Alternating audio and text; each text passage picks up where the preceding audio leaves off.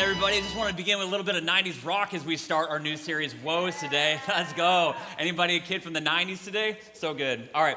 Hey, I'm really excited for this series. We're going to begin a brand new series where we're talking about Jesus confronting some false religion. And how many of you know as we begin this that appearances can be deceiving?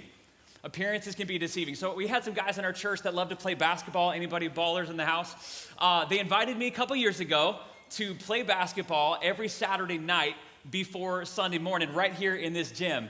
And I thought it was a great invitation, except here's the problem. I got no game, okay? Like, I'm not a basketball guy, never played basketball really in any organized way. I'm terrible, but like, I love the guys in our church, so I was like, I'll give it a shot. And so my next step was not just committing to basketball, but like, here was my assumption, that if I look the part, maybe I'll play the part. So I went to the store and grabbed all the gear. We're talking like the basketball shorts, the socks, the basketball shoes. I even had like the sweatbands around my wrist. I showed up and I was like ready to play, you know? And everyone's like, man, who's that guy, right? Like, or at least that's what's going on in my mind. Like Kobe Bryant just stepped onto the court, okay? I was ready to go, except I took 24 shots and hit exactly this many. 0, okay? It was so bad that I was like, I should probably return all that stuff to the store like that week. It was so, appearances can be deceiving. Appearances can be deceiving. Like, you can look the part, but have like a dramatic difference between what's on the outside and what's on the inside. We found that out the hard way when we got into our house. We moved into it years ago, and everything on the house when we first moved into it looked great, except we found out a couple weeks in that there were some very much needed repairs that were not obvious at first, one of which was the back deck. Now, when we first looked at the back deck, it looked great. It even had this protective coating on the outside of it. I mean, we'd never had a back deck before. We were always renting prior to that. And so we're just really excited about it. And then weeks in, no kidding, like some of the paint started falling apart and like several of the boards just started disintegrating. And here's what we found out. The protective coat on the outside was just masking the fact that there were all these rotten boards underneath. They were selling us this house with all these rotten boards, and I was like, I got mad about it. But here's what happened. As I was looking at it, I was like, this reveals in so many ways a deeper spiritual condition for a lot of us. That what can look the part on the outside can reveal a rotten interior. And man, if you're like me, you're turned off by that kind of hypocrisy. And I want to speak to something very, very directly today and for the next 6 weeks. There are plenty of us in this room and watching online right now that you have walked away from church for a very long time because of this issue. Because church looked a certain way on the outside, but when you stepped in a little bit closer on the inside, it did not match on the inside what it looked like on the outside. Too many of us, man, in an attempt to discover faith, to grow at a spiritual level, have learned that religious leaders can be far from what they appear. Churches, man, can scam people out of money. I know people who've been abused spiritually, have been abused sexually, relationally, you name it. There have been plenty of people in our world, when we look at some of the things that have broken out in this greater New England area, that have tremendous amount of trauma in the past. And I think it's led a tremendous amount of people to walk away from all organized religion, completely cut it out of their life, realizing like, why bother with all this stuff? I don't want to experience any manipulation, any controlling. I don't want to feel guilty at best and robbed at worst. Like, why would I do that? And yet, here we are. Here you are sitting in the seats. Here you are watching online. Why? Because there's something deeper spiritually that still longs for spiritual growth. We want something more. And we believe that there's something more, and we're willing to give it a shot, even if you've experienced the counterfeit. But here's what I want to say. Just because the counterfeit exists does not mean the real thing isn't there. In fact, counterfeit often reveals that the real thing does exist. We just got to know where to find it. And now the question is, where do we find it? That's exactly what this series, Woes, is all about, because we're going to look at Jesus actually confronting false religion for 6 weeks in a row here. He's going to have several statements that he's going to aim at the religious elite to really expose what false religion is versus what real faith looks like. How we can spot the fake and how we can actually lean into something that's very genuine and authentic for every single one of us in this room. And I think here's what's at stake. If we just disconnect from organized religion altogether, you and I are going to miss out on an incredible opportunity for us to grow and be a part of something bigger than ourselves, be a part of a spiritual family that not only can help us grow individually, but help us be a part of something where we can make a massive difference collectively. That's what's at stake in this. And so I invite you, man, to lean into this. If you're exploring Christianity for the first time, I just want you to know, like, this is the series for you. If you've ever been nervous about organized religion, man, this is the series for you. So lean in with me. We're going to be in Luke chapter 11, starting in verse 37. And let me just say, Jesus does not mince words. He's very direct, particularly with the religious elite. Okay, so watch this. Luke 11, starting in verse 37. It says, when Jesus had finished speaking, a Pharisee, we're going to just put in parentheses there, religious elites, Pharisee invited him to eat with him. And so he went in and reclined at the table. But the Pharisee was surprised when he noticed that Jesus did not first wash before the meal. Then the Lord said to him, now then, you Pharisees, you clean the outside of the cup and the dish, but inside, you are full of greed and wickedness. You foolish people. Did not the one who made the outside make the inside also? But now, as for what is inside you, be generous to the poor, and then everything will be clean for you. Watch this. Woe to you, Pharisees, because you give God a tenth of your mint, rue, and all other kinds of garden herbs, but you neglect justice and the love of God. You should have practiced the latter without leaving the former undone. This is woe number one in 6 weeks here, okay? Whoa. But Jesus doesn't hold back. Again, look, I think for some of us, I've heard this phrase before, hey, I can't go to church because the doors of the church are going to burn down before I walk through them. And I always tell them, it hasn't burned down on me yet. But the assumption in all of that is I'm not good enough. And I'm telling you right now, like if you've ever thought that, I'm not good enough. We heard it in the baptism testimony, right? If you've ever thought that, I want you to know that Jesus saved his harshest words, not for the people who ever expressed that, but for the people who are jacked up on their own spiritual pride. His harshest words were not those who thought that they were unworthy. His harshest words, direct words, were for those who thought that they were worthy. These experts in the Jewish law, the Pharisees and the law experts, these were the people that would have memorized the known Bible at the time, the Old Testament. They would have like recited it in sometimes word for word in crazy long stretches. In other words, they should have known better about the heart of God, because the whole heart of the law, the whole point of the Bible as God gave it to them, was how to connect with God and help others connect with God. And yet they made this law into something that it was never intended to be. Yet, and I want to make this really clear too, because sometimes if you've been in the church world long enough, you hear the word Pharisee and you immediately think, bad guy, right? Can I tell you Jesus' heart for all people, including the Pharisees? In fact, some of the early followers of Jesus were Pharisees who gave their heart to him. Jesus' heart is for everyone. This guy invites him into his home, and Jesus doesn't reject it. He comes in and he eats with this guy. And his whole intention at this point is, how can I remove every barrier from someone authentically and genuinely connecting with God, even the religious ones?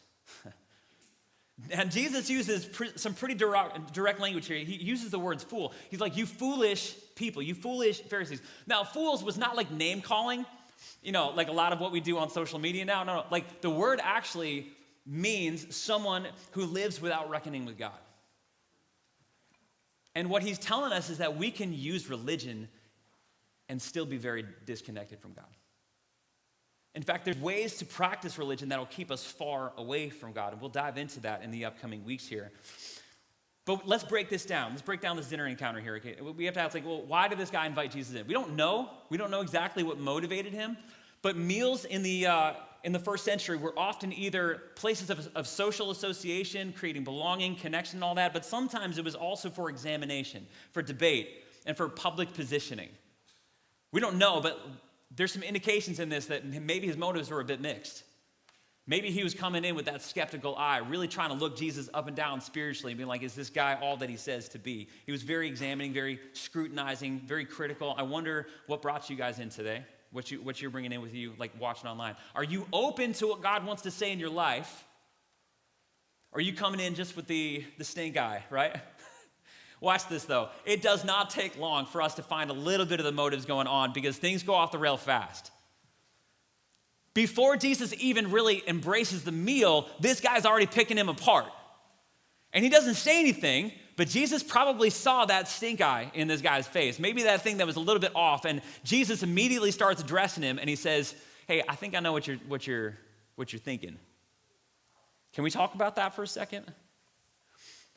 And Jesus notices that this guy is upset with Jesus that he didn't wash his hands before the meal.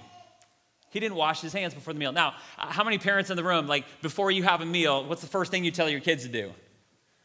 Wash your hands, right? Bad thing? Is Jesus telling us that? Like, I want you to know right off the bat, that's not what Jesus is talking about. This is not about hygiene before the meal. This is like, it's okay for companies to have the whole employees wash their hands thing at the bathrooms. You know what I'm talking about? We're not talking about hygiene here. The word wash, when it says that the Pharisee was surprised that Jesus didn't wash his hands, is actually the word baptizo, from which we get the word baptize. It was a ritual cleansing. This is a very ceremonial thing. It means to immerse, to dip, to wash ceremonially. It was a ritual purification rite that the religious elite practiced around every corner because they had to be clean.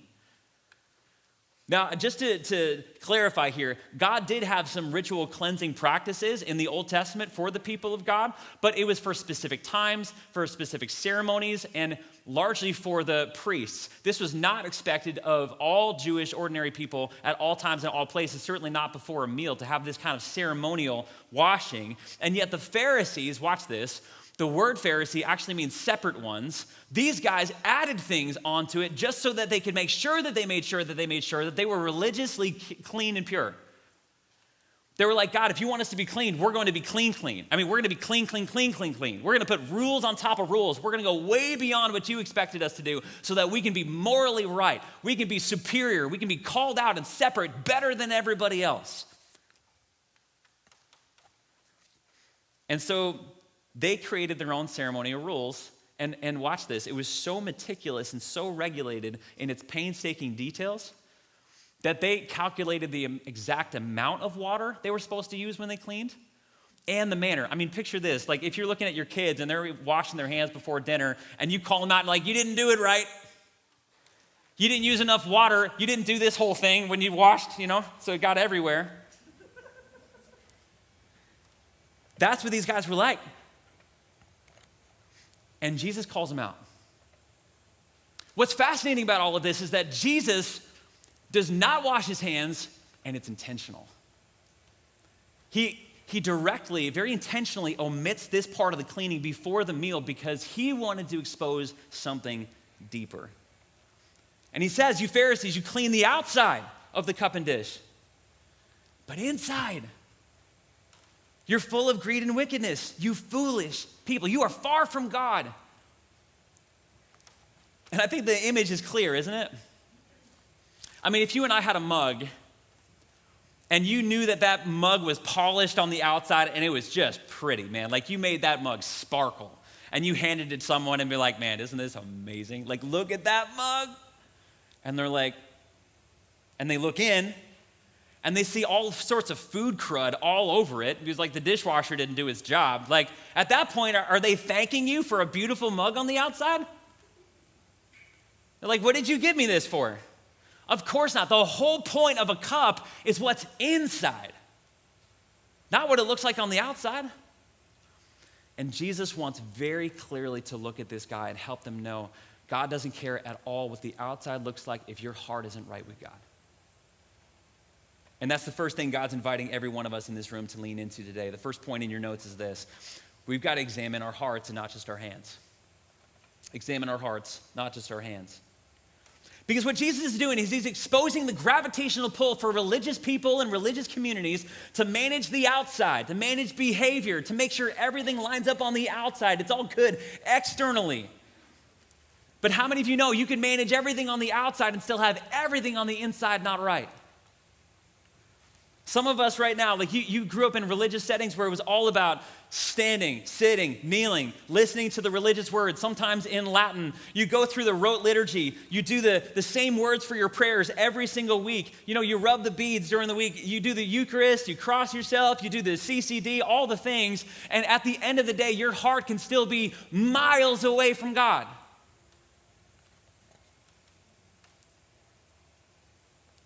Some of us, man, we go into those places, and I'm repeating this because I can't even tell you how many times every single week people walk in and that's their story. I did all that stuff, but as soon as I could, I walked away because it didn't have any meaning in my life. And yet so many people still do it because it's a just in case. You know, I'm going to go through all of the religious activity just in case. Just in case. I had a guy connect with us online who was searching. Evidently, it looked like this guy had been away from church for a long time, but he was searching. He found us online, put a plan your visit in, and then when he looked at our website and found out that we were meeting in a gym, he messaged out and he was like, hey, tell me when you're a real church, because I'm not going to a fake one. What's the assumption? If it doesn't look the part on the outside, it must not be the part. Friends, last I checked, the church is the people, not the building. And God cares far more about what's inside of you than what's on the outside. Now, look, a lot of you, you're just like, man, that's pretty harsh on the Catholics, Scott. Can I just be harsh on the non-Catholics for a second? There are plenty of us in this room right now who've been to church your whole life. You grew up going to church. You read the Bible. You did all the things. You went to all of the prayer nights, all the Bible studies, all the worship stuff. And you're still harsh with those around you. You're still bitter about your situation. You're still demanding. You're abrasive online. You don't care a rip about anybody else. Some of us are social media Christian crusaders where you post all your doctrinal thoughts online. You highlight all the Bible verses. You comment on all your Christian songs. You wear the Christian swag. You got all your Christianese down. You know all the words. And yet you're still hooked on porn. You're a serial gossiper. You have contempt for the people around you. You're the most self-righteous person in the room. And God says, I don't care. All this stuff on the outside means nothing to me if it's disconnected from your heart. How's your heart? What Jesus wants this guy to know is that behavior management is not the point. It's what's inside of you that matters. Because you and I, man, we can get far from God in a number of different lies, and I want to highlight two of them today. One of them is legalism. This lie that says, if I perform the right things and if I say the right things, then I'm good with God. I'm good with God. If I do and say the right things, then I'm the superior Christian. But can I tell you, the really ugly, dark side behind all of that is actually an attempt to control God. Watch this. I've seen this with my kids. Sometimes they'll go above and beyond and serve, like they'll wipe down the table, they'll clean stuff, and they'll be like, Daddy, look at what I just did. And I'm like, man, that's awesome. They're like, can I have some extra candy? Hey, I cleaned my room and I cleaned my sister's bed. I made all of that. Like, aren't I pretty great? Can I just get a little extra fill in the blank? Friends, you can't tell me that you haven't struggled at some point with, God, look, I'm an amazing person. I mean, did you see how I served that person this week? I went out of my way. I said that nice thing to that person. That must be pretty awesome.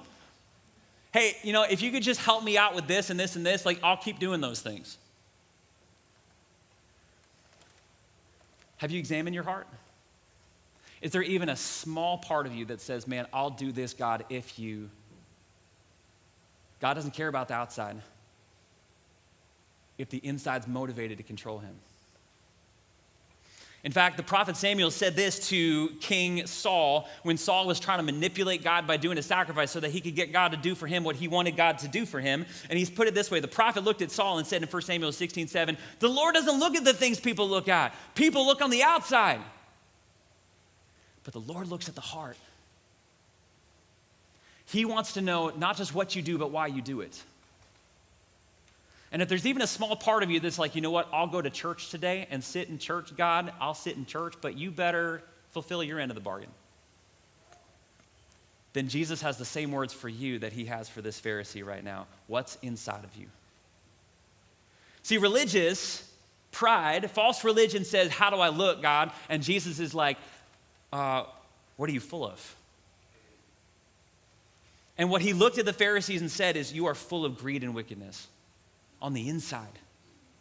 In another part, confronting the false religion of the Pharisees, Jesus said a very similar thing in Matthew 15 when he says, don't you see that whatever enters the mouth and into the stomach from the outside then goes out of the body? But the things that come out of a person's mouth come from the heart. And that's what defiles them. For it's out of the heart that come evil thoughts. This is the inside, right? Murder, adultery, sexual immorality, theft, false testimony, slander. He's like, all of that comes from the inside. That's where it starts. He says, this is what defiles a person. But eating with unwashed hands, that doesn't do it. Meaning God's looking at the heart. And the question is not, hey, what kind of behavior have you managed, but what's filling you on the inside? What's filled you on the inside? If someone was given a window into your heart, not a window into your Sunday best, and I know we're a pretty casual bunch here, right? We don't really have a Sunday best anymore. But if someone were to take a look at your social media profile and all the best pictures that you post there, and compare that with the window into your heart, what would they find? Are you as devoted to God in the private part of your life when no one's looking as you are on the outside? Are you as compassionate, watch this, are you as compassionate behind the windshield of your car when someone cuts you off as you are verbally compassionate in that grocery checkout line when everyone's paying attention? Are you gracious to those around you who are not like you, don't vote like you, don't look like you? Or are you judgmental? Are you angry at those who've hurt you, or are you peaceful and praying for their peace? Are you envious of what other people have, or are you content with what God has given you? Are you resentful? Are you grateful? Are you full of lust, or are you full of self-control? What are you full of? Jesus said the Pharisees were full. They just weren't full of the right stuff. Greed and wickedness. In fact, what Jesus does is he calls out one of the religious activities that they do. They perform something called tithing. Tithing was giving 10% of what you had back to God. And he calls them out on the tithing here because they were meticulously tithing all the tiny little things in their life, down to the garden herbs. I mean, picture this. Picture a table with all these little garden herbs around it, and they're just like separating the little petals. You know, they're like 10 petals over here, 1 over here. It's for you, God, you know? And yet you got all these needy people on the side that they're completely ignoring. Folks that are lost and hurting and burdened and broken, and they're just like, am I good? Jesus says, I don't care.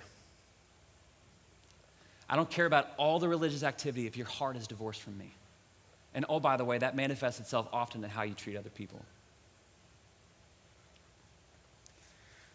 Do you know what's at stake in this?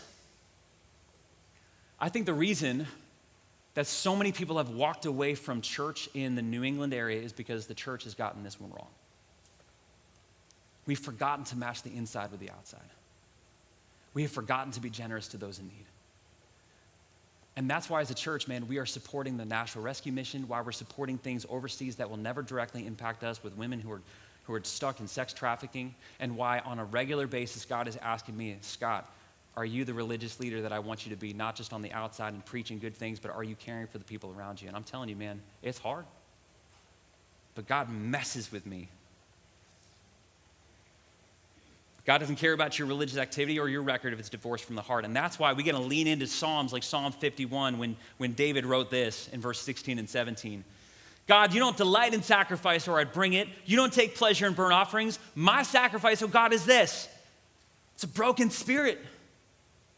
A broken and contrite heart, you, oh God, will not despise. So how's your heart? Now, at this point, a lot of us in the room could be like, yeah, I love this message because like I'm not a religious person, don't care about the whole religious thing, like it's just me and God, and I love it. Like we're tight, me and Jesus, like who needs this whole church thing, right? And a lot of us, if you've ever been in that place, you're just like, well, God knows my heart. And that's all he cares about, right? He doesn't care about all this religious activity. He just cares about my heart. And so God knows my heart. Everything's great, right? If you ever thought that, this next part is for you. Because God also doesn't care about what we think our heart condition is if it's also divorced from our hands. And that's the next part. That's the invitation. An open heart is revealed by open hands. If we think we got an open heart to God, the question is, how does it reveal itself in your life? So just in case we thought Jesus was doing away with the practice of tithing in this moment or any religious activity, Jesus speaks about it, he addresses it, but in this moment, what he could have done is just been like, you know what, that religious activity that you got a tithing, wrong, throw it out. This is a brilliant opportunity for Jesus to do it, but he doesn't do it. What does he do? He says, you do all this stuff, you tithe, you've neglected justice and the love of God. He says, you should have practiced the latter without leaving the former undone. Meaning care for the poor, care for the hurting, and also tithe. Do both. Do both. Watch this. The practice of tithe is something that the Bible has throughout the entire Bible. This giving of 10% of what we have back to God. And it's not so that we can just be religious and superior to other people. It's actually to give our heart to God. In the Old Testament, the reason God instituted that practice of giving 10% of our income to the priests was actually two things. The priests were to use that money to help people connect with God and then to meet tangible needs in the community. That's what it was for. And we give God a 10% of that so that we can help people get connected to God, including ourselves, and to make a tangible difference in the community. That was the whole thing. And the whole point of it is like, if we're not giving God a portion of what he's given us, our hearts are disconnected. Watch this in Malachi 3, 8 through 10. The prophet says to the people of Israel who are not giving their hearts to God, he says, will a mere mortal rob God? And yet God says, yet you rob me. And the people then ask, well, wait, how are we robbing you? And he says, in tithes and offerings. He says, you're under a curse, your whole nation, because you're robbing me. He says, bring the whole tithe into the storehouse, that there may be food in my house. Test me in this, which, by the way, is the only place in the Bible that God says to test me. Test me, the Lord Almighty says, and see if I won't throw open the floodgates of heaven and pour out so much blessing, there's not going to be enough room for it. What God is saying is, you've disconnected your heart from me because your hands aren't open. See, a heart that is truly connected to God is also revealed by our tangible, concrete actions of service and giving. Jesus said it this way in Matthew 6:21, for where your treasure is, watch this, there your heart is also. What he's saying is, you show me your wallet and I'll show you what you care about. I'll show you what you care about. And if we never give to the things that God is about in this world, then we've already made our choice. See, faith is revealed by how we live. It's not just what happens on the outside. God's not into behavior management, but he wants a heart that is so shaped by the grace of God that it manifests itself in the way that we live. And right now, there are some of us in this room and watching online right now, you're just like, look, I know what the Bible has to say about living and right living, and yet I'm not ready to do it. I'm not generous, I'm not serving, I'm not sexually pure, I'm not in community, I'm not reading the Bible, I'm not doing all the things that God's asked me to do. But you know what? God knows my heart. God knows my heart. And what they mean by God knows my heart is, I want the things that God wants, but I'm just not ready to do them. So God knows my heart. You know what I want to say to that? Yeah, he does know your heart, and he's not impressed. In fact, he knows your heart so well that when you've demonstrated that your heart is attached to all these other things, God's saying, I know your heart's not with me. If you're not willing to live in obedience to the things that I've asked you to do, I don't care what your feelings say. What your heart is telling me is that you're not attached to me. You've not put me first. Friends, can I just tell you, just so you don't think that I'm trying to speak down to you, I'm always the first person that I preach to. This week, God's messed with me in a big way. And I won't give you any of the concrete specifics about it, but God put someone in my life this week that I hadn't seen in 12 years. And he put a concrete need out there, and he was like, I want you to put your money where your mouth is. And you know what I did? In my journal, I'm like, well, God, I've got all these bills to pay. I've got this and this. I don't even have time for that, all this. God, you know my heart. God's like, yeah, I do know your heart. And I'm not impressed. I won't tell you exactly how it worked out, but let me just tell you God won that fight. I'll tell you this, though.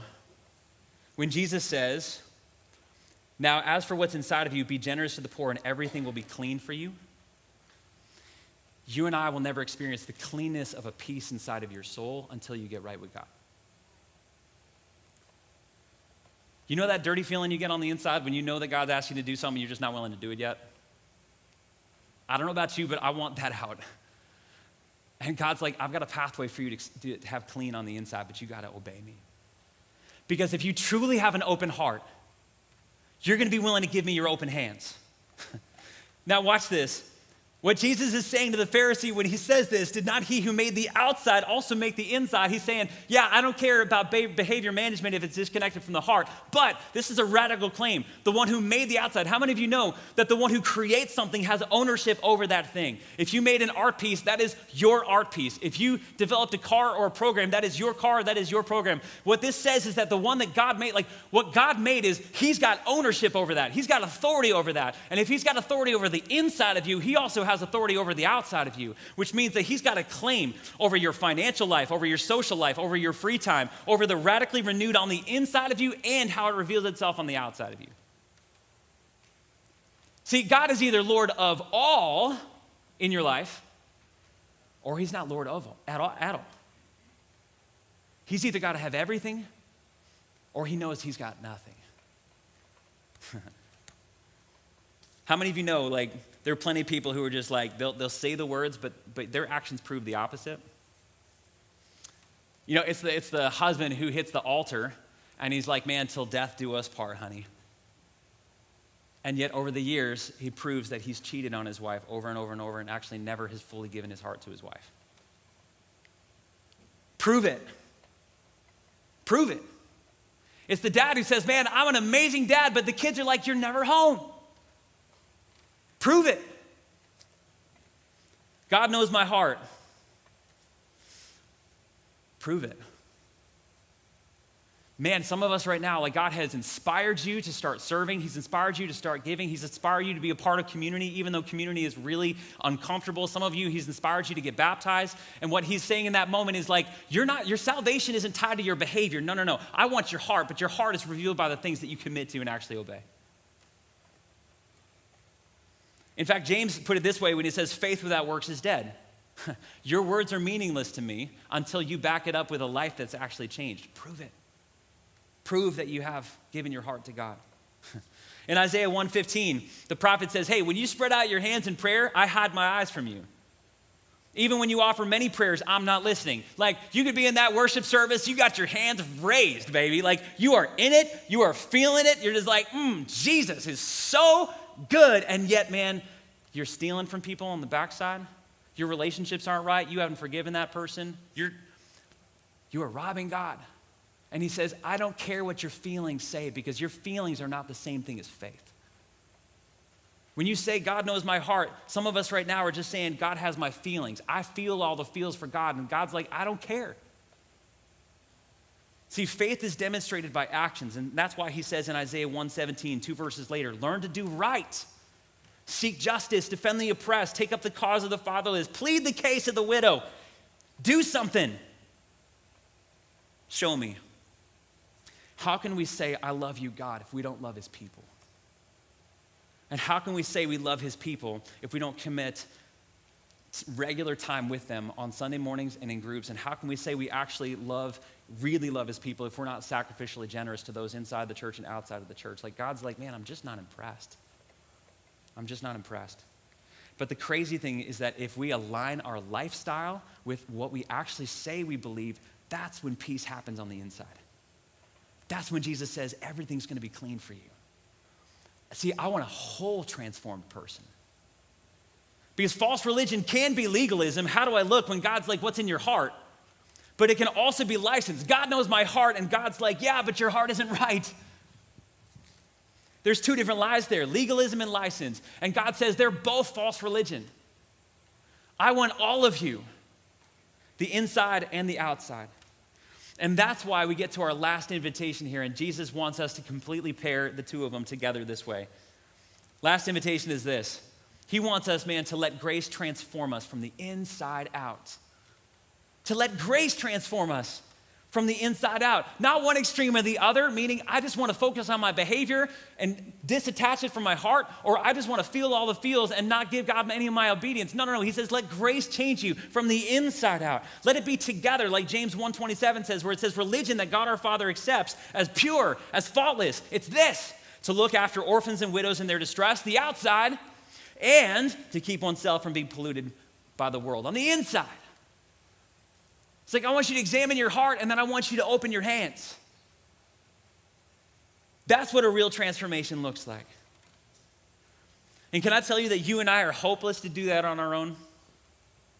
We need grace. We need grace.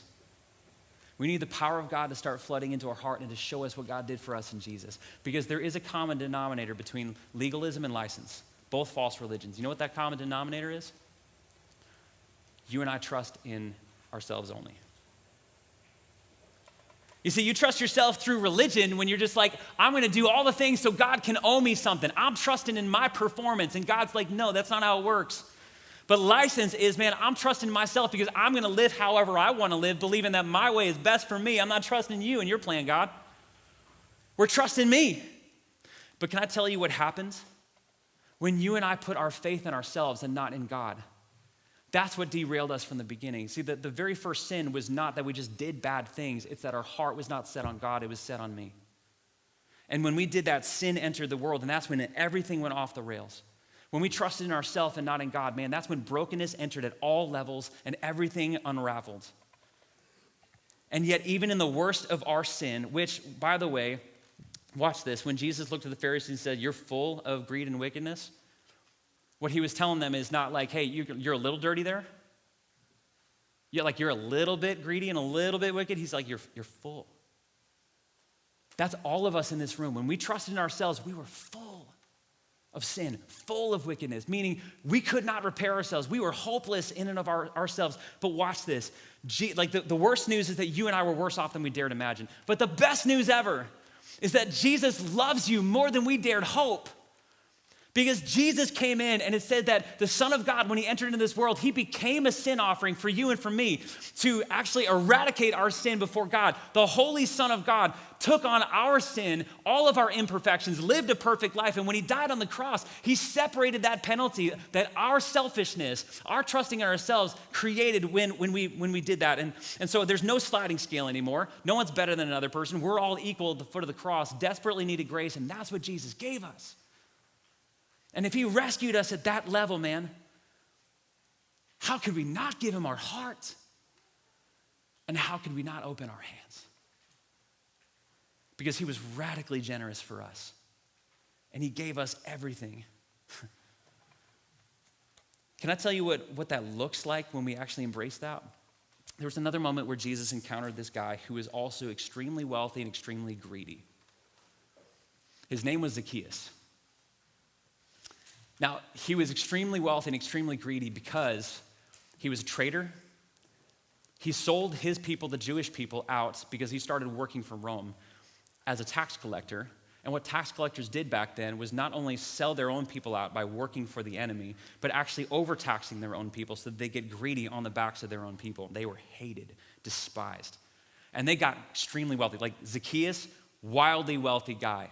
Full of greed, full of wickedness. And yet there was a spiritual hunger on the inside of this guy that said there's got to be something more. What I've experienced in all this wealth is not solving the inside problem. I've got to look for something more. And so what does he do when he hears about Jesus and Jesus starts walking around? Like this little guy, Zacchaeus, apparently he was a small guy. He climbed up to the top of the tree because everyone hated him. He's like, I'm just going to get a glimpse of Jesus. I just want to see this because something on the inside longs for something more. And you know what? He got an invitation that he wasn't expecting.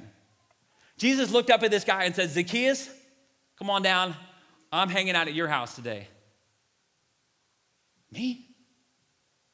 Yeah, you.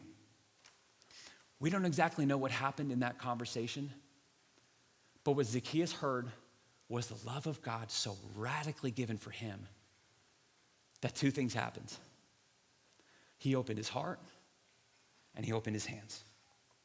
Luke 19:8 puts it this way, but Zacchaeus stood up and said to the Lord, look, Lord, here now I give half my possessions to the poor. And if I've cheated anybody out of anything, I'll pay it back 4 times the amount. You know what Jesus said? Today salvation has come to this house because this man too is a son of Abraham. For the Son of Man came to seek and to save the lost.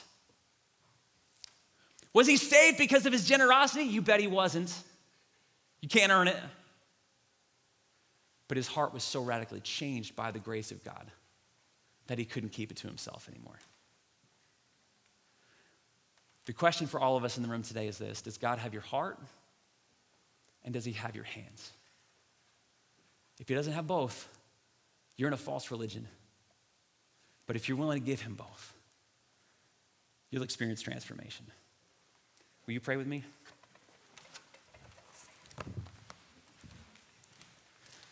Father God, if we're honest, we just wrestle with so much selfishness, and I know it this week. You know it this week in my life, God. You know the wrestling match that I've had with you, God, and I've forgotten. In the moments where I'm stingy and not willing to give to others in need, Lord, you know it. I've forgotten. I've forgotten the radical grace and the generosity that is mine in Christ Jesus. Lord, your word says that though you were rich and you had the privileges and the wealth of heaven, that you actually became poor, so that we, through your poverty, might become rich. Lord, maybe I got some friends in the house today who need to do business with you. Maybe they've been trying to manage everything on the outside, God, but their hearts haven't been right. And I'm asking right now, God, would you clean us, all of us in this room? Because, God, there's way too many of us that we just want to manage things on the outside. We'll do all the things just so you can do something, but clean us from that, God. And maybe for some of us, God, we've just preferred, you know what, I'm going to do it my way. I know your way, God, but my way is better. God, bring us to the place where we trust you, trust you, trust you. Where we actually exercise faith, not just feelings. Maybe I've got some friends today, God, that need to get right by truly just giving their hearts to you for the first time today. Just saying, God, take me. Take my life. Take my heart. I'm ready to give it, and I'm ready to follow you. God, I pray that we'd be a movement of people like that. And then on the other side, God, you'd show us what you alone can do. In Jesus' name.